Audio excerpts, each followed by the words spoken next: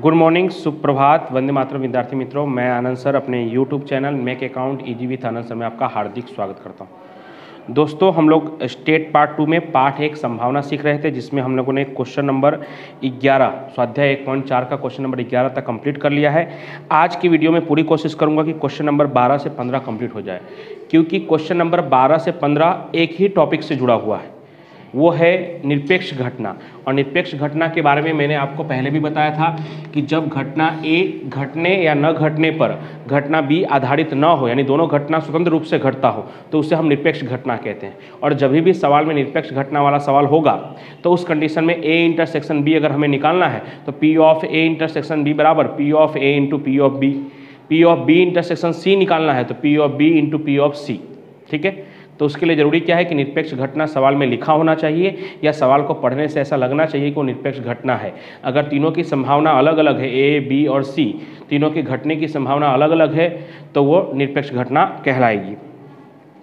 तो देखिए question number 12 page number 48, 12, 13, 14, 15 कोशिश करूंगा कि आपकी स्क्रीन पर आपको दिखाई दे। यस, संभावना का एक सवाल तानिया, कथन और कृति को हल करने के लिए दिया जाता है। वे सवाल को सही हल करे, उसकी संभावना क्रमशः 2/3, 3/4 और 1/2 है। तीनों की संभावनाएं अलग अलग है। अब आगे क्या लिखा है, सवाल सच गिना जाए, उस घटना की संभावना का मान ज्ञात करो। अब सवाल सच कब गिना जाएगा, जब तीनों में से कम एक विद्यार्थी सवाल को अगर सही करे तो सवाल सच गिना जाएगा। और तीनों में से कम एक विद्यार्थी अगर सवाल को सही करे तो उसे हम क्या कहेंगे, योग का घटना, P of A union B union C. क्योंकि अगर तानिया सवाल सही गिनेगी तो भी सही है, तानिया अगर सही नहीं गिनती है और दूसरी कौन है विद्यार्थी कथन, वो सही गिने तो भी चलेगा, या कृति सही गिने तो भी चलेगा, या तीनों के तीनों सही गिने या कोई दो सही गिने तो भी चलेगा, यानी कम से कम कोई एक विद्यार्थी सही गिने। ओके, तो अब इसी सवाल को थोड़ा शॉर्ट में लिखूंगा, क्योंकि अगर लॉन्ग में लिखने जाऊंगा तो 12, 13, 14, 15 इतनी जगह में संभव नहीं है, तो थोड़ा शॉर्ट में लिखूंगा। तानिया सवाल सही हल करे, आप उसको लिख दीजिएगा, तानिया सवाल सही हल करे, उसे घटना ए कहे तो पी ऑफ ए बराबर 2/3, यानी वो लाइन आप लिख लीजिएगा, और लाइन लिखना जरूरी है, डायरेक्ट आप मत लिखिएगा, वही लाइन को रिपीट करना है। तानिया सवाल सही हल करे, उसकी संभावना 2/3, यानी उसे घटना ए कहे तो पी ऑफ ए बराबर 2/3। उसी तरह से कथन सवाल सही हल करे, उसे घटना बी कहे तो पी ऑफ बी बराबर 3/4। उसी तरह से फिर नीचे तीसरी लाइन लिखोगे आप कि कीर्ति सवाल सही हल करे, उसे घटना सी कहे तो पी ऑफ सी बराबर 1/2। अब जो मैंने एक लाइन में कर दिया है, अगर मैं ऐसा लिखता तो मेरा 3 लाइन चला जाता, इसके लिए मैंने शॉर्ट में लिखा है। अब सवाल सच गिना जाए, उस घटना की संभावना का मान ज्ञात करो, तो उसके लिए लिख रहा हूं सवाल सही हो उसके लिए कम से कम एक विद्यार्थी सवाल सही गिने, जिसकी संभावना, यानी सवाल सही होने के लिए बस इतना ही जरूरी है कि कम से कम कोई एक विद्यार्थी सवाल को सही गिने। कम से कम एक का मतलब एक सही गिने, या 2 सही गिने, या तीनों सही गिने। ठीक है, जिसकी संभावना P of A union B union C, 3 क्यों है, क्योंकि 3 घटना है, P of A union B union C बराबर P of A plus P of B plus P of C minus P of A intersection B minus A intersection C minus P of B intersection C और plus P of A intersection B intersection C। तो A B C तो है हमारे पास, intersection नहीं है, तो intersection हम निकाल लेंगे। यही तो आज के सवाल की खासियत है कि निरपेक्ष घटना है तो हम आपस में घटनाओं का गुणाकार करके उसका हम प्रतिच्छेद घटना, यानी जिसे हम इंटरसेक्शन कहते हैं, वो निकाल सकते हैं। तो P ऑफ A कितना है तो 2/3, तो लिख लेंगे 2/3, प्लस P ऑफ B कितना है तो 3/4, प्लस P ऑफ C कितना है तो 1/2, माइनस A इंटरसेक्शन B, यानी A और B का गुना, तो 2/3 6 और 4/3 12, कटेगा लेकिन काटेंगे नहीं, डायरेक्ट लिख देंगे 6/12, minus A intersection C, A और C का गुना, तो 2 1 कम 2 और 3 दूनी 6, तो 2/6, फिर से minus B intersection C, B और C का गुना, 3 1 कम 3, 4 दूनी 8, 3/8, plus A intersection B intersection C, यानी ए बी और सी तीनों का गुना, तो 2 तिहाई 6, 6 एकम 6 बटे में 3 चौक 12, 12 दूनी 24 बटे में क्या आएगा 24। इन सब का हम लसा लेंगे तो लसा भी कितना आएगा 24। अब इसको हल कैसे करते, तो जैसे हमेशा करते हैं वैसे ही सबको बारी बारी से भाग लगाना है और ऊपर गुना करना है। तो 24 भागे 3 करेंगे तो 8, 8 दूनी 16, 24 भागे 4 करेंगे तो 6, 6 तिरिक 18, 24 भागे 2 करेंगे तो 12, 12 एकम 12, 24 भागे 12 करेंगे तो 2, 6 दूनी 12, 24 भागे 6 करेंगे तो 4, 2 चौके 8, 24 भागे 8 करेंगे तो 3, 3 तिरिक का 9, और 24 भागे 24 करेंगे तो 1, 6 एकम 6। अब हल कर देते हैं 16, 18 प्लस 12 -12 -8 -9 प्लस 6, जैसे लिखा वैसे पूरा हल कर दीजिए। सब कुछ करने के बाद 23 बटे में 24, सब प्लस माइनस करने के बाद कितना आएगा 23 बटे में 24, यानी सवाल के सही होने के चांसेस कितने हैं 23 बटे में 24। तो ये हो गया आपका क्वेश्चन नंबर 12। फिर उसी तरह से क्वेश्चन नंबर 13, ए व्यक्ति 5 में से 3 प्रयत्नों में लक्ष्य भेद सकता है। तो लिखेंगे ए व्यक्ति लक्ष्य भेदे, उसे घटना ए कहे, तो P ऑफ ए बराबर कितने में से कितनी बार भेद सकता है, तो 5 में से 3 बार, यानी P ऑफ ए कितना होगा 3/5। अब जल्दीबाजी में 5/3 मत लिख दीजिएगा, 5/3 लिखने के बाद सोचना है आप कि संभावना का आंसर कभी भी 1 से ऊपर नहीं हो सकता है। आपके 100 में से 120 नंबर नहीं आ सकते हैं, 20 अगर आएंगे भी तो 100 में से 20 हो सकते हैं, 120 तो नहीं हो सकते। तो इसके लिए याद रखिएगा 5 में से 3 प्रयत्न यानी 3/5। उसी तरह से जो बी व्यक्ति है वो 6 प्रयत्नों में से 5 प्रयत्नों में लक्ष्य भेद सकता है। तो लिखेंगे हम बी लक्ष्य का सही भेदन करे, उसे घटना बी कहे, तो P ऑफ बी बराबर 5/6। P ऑफ ए और बी दोनों निकल गया। अब क्या कहा है आगे, यदि दोनों व्यक्ति एक साथ निशाना लगाए तो लक्ष्य भेदा जाए उस घटना की संभावना का मान। तो ये भी उसी तरह से है कि दोनों लक्ष्य भेदने के लिए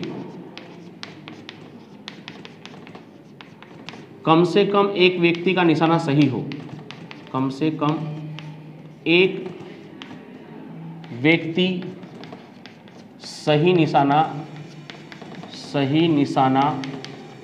लगाए, जिसकी संभावना कम से कम एक व्यक्ति यानी पहला व्यक्ति सही निशाना लगाए या दूसरा व्यक्ति सही निशाना लगाए या दोनों के दोनों व्यक्ति सही निशाना लगाए।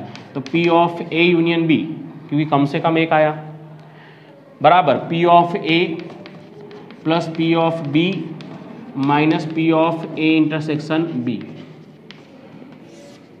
तो P ऑफ ए आपको दिया हुआ है 3/5, P ऑफ बी भी आपको दिया हुआ है 5/6, और P of A intersection B हम निकाल लेंगे इन दोनों का गुना करके 3/5 और 5/6 का। तो 3 × 5 = 15 और 5 × 6 = 30, 15/30।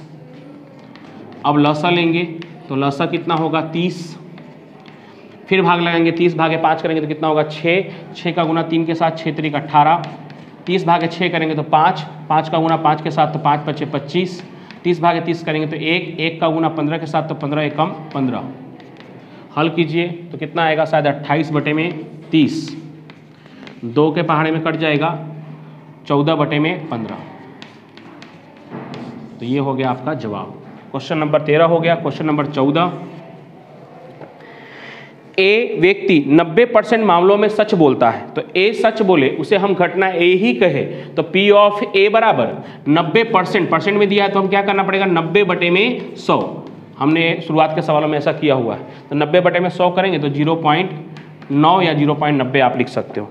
उसके बाद बी व्यक्ति सच बोले 80% मामलों में सच बोलता है। तो बी सच बोले उसे हम घटना बी कहे, तो P ऑफ बी बराबर 80% मतलब 80/100 0.8।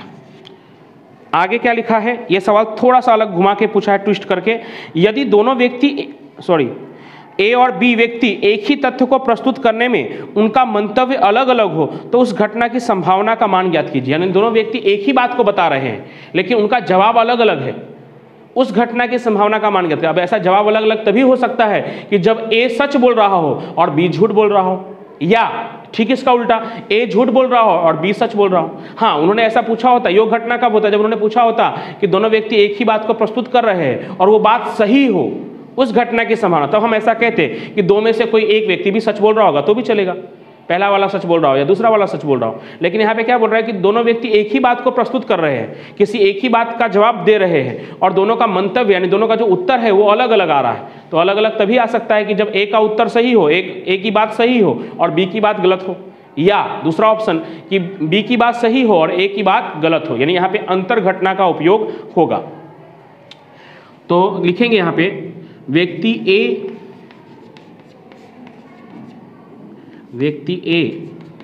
और बी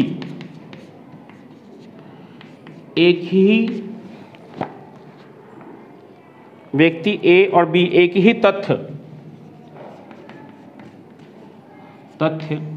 को प्रस्तुत करे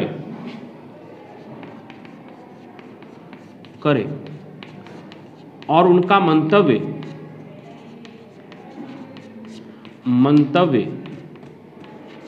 अलग हो, तो उसके विकल्प बना रहा हूं, यहां पे लिख रहा हूं। उसका विकल्प क्या हो सकता है कि व्यक्ति ए सच बोले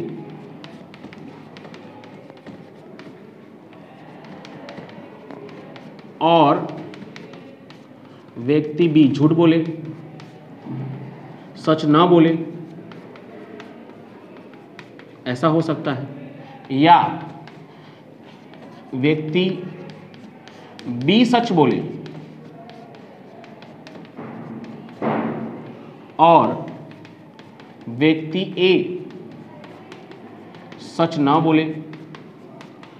अब व्यक्ति ए सच बोले और बी सच ना बोले, इसका मतलब घटना ए घटे और बी ना घटे, यानी ऊपर वाला जो है वो कहलाएगा P of A minus B, या आया हुआ है तो प्लस बी सच बोले यानी घटना बी घटे और ए ना घटे तो बी माइनस ए। अब इसका सूत्र आपको पता ही है पहले से, कल भी हमने देखा था सूत्र वाले वीडियो में। तो P of A minus P of A intersection B plus P of B minus P of A intersection B. तो पी ऑफ ए कितना है तो 0.9, ए इंटरसेक्शन बी कैसे निकालेंगे तो इन दोनों का गुना करके 9 8 72, 0.72 या शब्द आया था तो प्लस पी ऑफ बी है 0.8 और ए इंटरसेक्शन बी अभी हमने निकाला 0.72। तो 0.9 में से 0.72 घटाओगे तो 0.18, 0.8 में से 0.72 घटाओगे तो 0.08, इन दोनों के जोड़ोगे तो 0.26। यानी कि दोनों व्यक्ति एक ही तथ्य को प्रस्तुत करेंगे और उनका मंतव्य अलग अलग हो, ऐसा होने की संभावना 0.26 है। अगर परसेंट में बात करूं तो 26% मामलों में ऐसा होगा। लास्ट प्रश्न 15वां प्रश्न डायरेक्ट है, वो कर सकते हैं आप। यदि यादृच्छिक प्रयोग की 3 घटना ए बी और सी निरपेक्ष घटना है, साफ साफ कहा है कि कैसी घटना है, निरपेक्ष घटना। ऊपर के सवालों में भी निरपेक्ष घटना ही था लेकिन वहाँ स्पष्ट रूप से नहीं कहा था, हम खुद पहचान रहे थे क्योंकि सवाल के जवाब के आने के चांसेस सबके अलग अलग थे, यहाँ पे भी निशाना के चांसेस सबके अलग अलग थे इसलिए। लेकिन इस बार तो डायरेक्ट ही कहा है कि तीनों की तीनों घटना कैसी घटना है, निरपेक्ष घटना है। और आपको ए बी सी दिया हुआ है, पी ऑफ ए दिया हुआ है 0.2, पी ऑफ बी दिया हुआ है 0.3 और पी ऑफ सी दिया हुआ है आपको 0.5।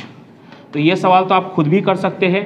कैसे देखिए, P of A union B union C, पहले इसका सूत्र थोड़ा बड़ा है, P of A plus P of B plus P of C minus 3 बार intersection P of A intersection B, P of A intersection C minus P of B intersection C plus last वाला plus तीनों का A intersection B intersection C, जिसमें से हमें P of ए मालूम है 0.2, P of B मालूम है 0.3, पी ऑफ सी मालूम है 0.5। अब इसको डायरेक्ट भी लिख सकते हैं लेकिन डायरेक्ट लिखेंगे तो बहुत स्टेप कम हो जाएगा, तो कहीं पे रफ में या नीचे आप दर्शा सकते हैं कि जहाँ P of A intersection B बराबर 0.2 गुने 0.3 0.06, वो करना जरूरी है क्योंकि ये बहुत छोटा हो जाएगा। फिर ऐसे भी चलता है, अगर आप ऐसे भी लिखेंगे तो कोई दिक्कत नहीं। ए इंटरसेक्शन बी मतलब ए और बी का गुना, तो 2 तिहाई 6 0.06 माइनस ए इंटरसेक्शन सी ए और सी का गुना, तो 0.2 और 0.5 करेंगे तो 0.1 यानी 10 बोल सकते हैं आप। बी इंटरसेक्शन सी बी और सी का गुना 3 × 5 = 15 यानी 0.15 और फिर तीनों का गुना 0.2 गुने 0.3 गुने 0.5 0.03 कितना आएगा एक बार करो, 0.2 × 0.03 सब प्लस माइनस करो, शायद 0.72 आएगा, एक बार आप चेक कर लीजिएगा। जहाँ तक मुझे याद है 0.72। तो ये हो गया आपका क्वेश्चन नंबर 12, 13, 14, 15 और इसी तरह से हमारा स्वाध्याय 1.4 पूरा हो गया। अब सिर्फ 1.5 जिसमें 2 सवाल है, 2 छोटे छोटे सवाल है वो, और सेक्शन सी के 2-3 सवाल बाकी है, वो पूरा करना बाकी है, जिसको हम अगले 1 या 2 वीडियो में पूरा कर लेंगे। तब तक के लिए थैंक यू सो मच।